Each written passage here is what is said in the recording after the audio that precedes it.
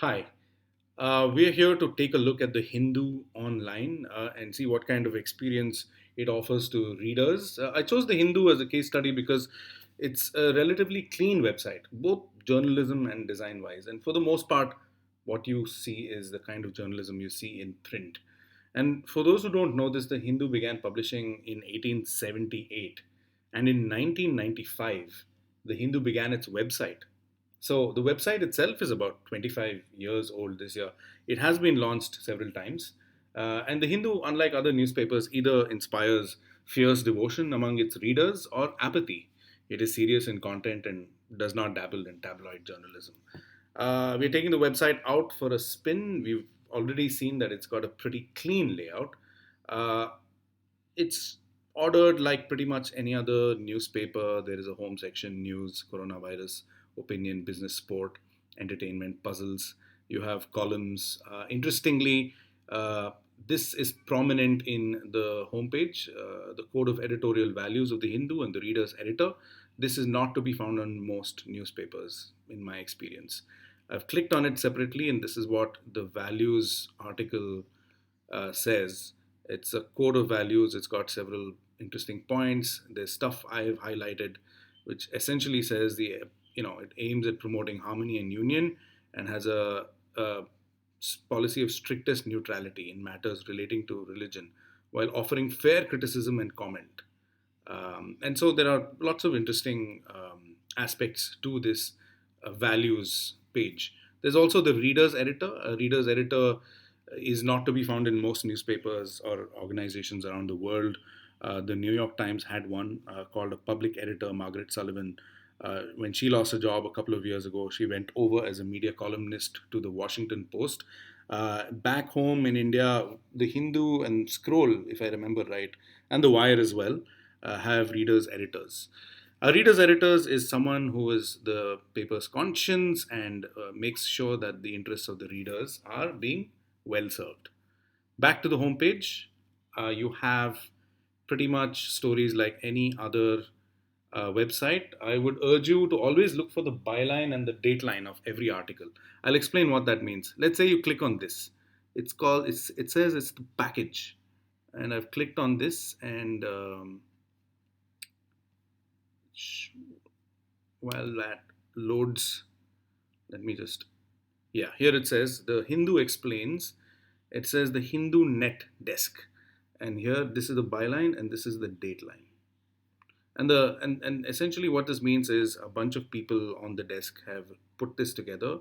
It's not one person's effort necessarily, and this package contains stories that are the effort of individual reporters. So Priscilla Jebraj, K. Lakshmi, Serena Josephine, M. K. Venkatramanan, and so on. I'm going to go back, and I also want you to look at this story. Jagrati Chandra is a reporter. She's a friend of mine. This is her byline.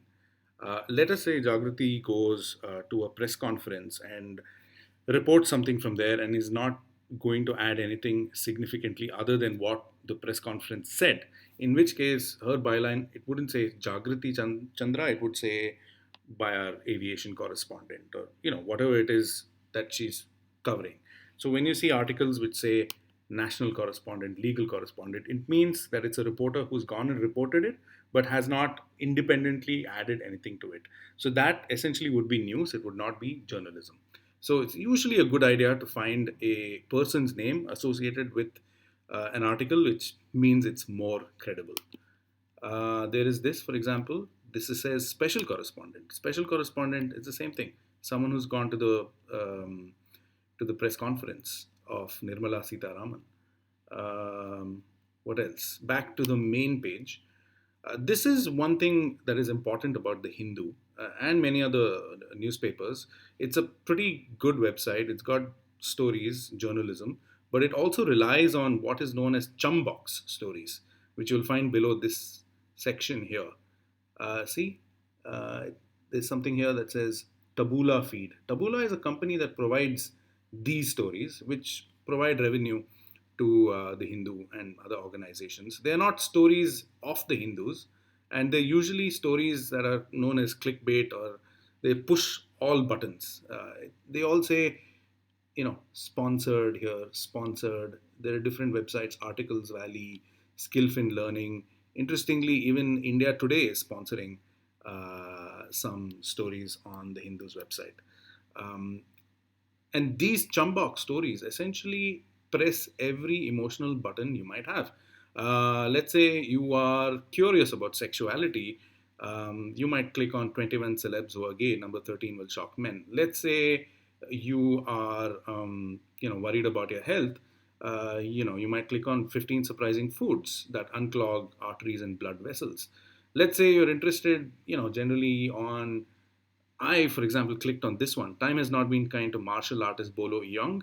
At 72, I saw him in Enter the Dragon when I was a kid, and I wanted to know what happened to him. So I clicked on it, and it took me to this uh, page, which is essentially senior citizen celebrities you didn't know, and it's a slideshow. And I'll have to keep clicking next. Each time I click next, it'll load the page to something else, and I'll have to keep clicking. And each time I click, some revenue or money is going from this website to Taboola, which in turn is paying the Hindu. So the thing about these kinds of stories is you don't have to worry too much, because if you click on it, it takes you to a different website, and that's not the Hindu's journalism. Uh, what else to say about the Hindu online? Sriram Srinivasan, he's the digital editor of the Hindu. He said to me that what you see on online is pretty much the same values that drive the newspaper. That drives them too.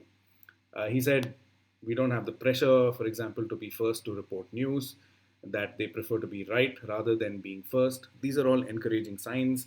Sriram also said the Hindu has a centralized team called Media Neutral, which edits stories regardless of whether they're bound for the print product or online. So it's a bunch of news senior editors, he says. They copy edit it for style, language, and fact, regardless of whether it is online or print. The exception to that, he said, was for live stories. And so, what's a live story? We have a live story here. Coronavirus India lockdown. There's this blinking red thing, and it is being updated constantly by the Hindu Net desk. So this is not being cleared by media neutral. In conclusion, the Hindu does not publish poorly verified stories online. Pretty much everything you see on this story is as trustworthy, more or less, as what you see in print. Yes, the Hindu does use chumbok stories at the end of their articles, and you may be tempted into clicking on them, but that is okay, because these stories take you to a different website altogether. Back in the article, I'll talk a little about the Hindu's ideology, which is another thing that people bring up every once in a while. Thanks for listening.